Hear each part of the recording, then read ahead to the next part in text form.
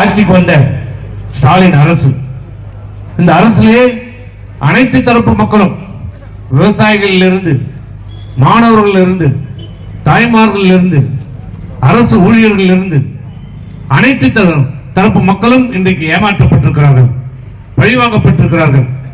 இன்றைக்கு 4 ஆண்டு காலம் இந்த ஆட்சி நிறைவு செய்திருக்கிறது. திமுகவுடைய ஸ்டாலின் அரசு ஆட்சி பொறுப்பேற்று 4 ஆண்டு நிறைவு செய்திருக்கிறது.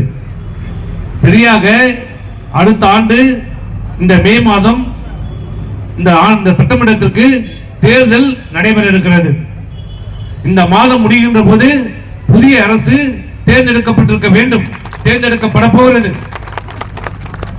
அப்படிப்பட்ட நிலையிலே இன்னும் 8 மாதம் தான், 8 மாசம் தான். டிசம்பர் முடிஞ்சா தேர்தல், அடுத்த ஜனவரி பொங்கலுக்குலாம் தேர்தல் களை கட்டிடும். இன்னும் 8 மாதம் தான் இந்த ஆட்சியுடைய ஆயுசு இருக்கிறது. ஆனால் இன்றைக்கு முதலமைச்சராக இருக்கிற ஸ்டாலின் அரசு என்ன செய்திருக்கிறது? இந்த மக்களுக்கு என்ன செய்திருக்கிறது? விவசாயிகளுக்கு என்ன செய்திருக்கிறது? தாய்மார்களுக்கு என்ன செய்திருக்கிறது? மாணவ மாணவிகளுக்கு சொன்ன வாக்குறுதியை நிறைவேற்றிருக்கிறதா? அரசு ஊழியர்களுக்கு கொடுத்த வாக்குறுதி நிறைவேற்றப்பட்டிருக்கிறதா?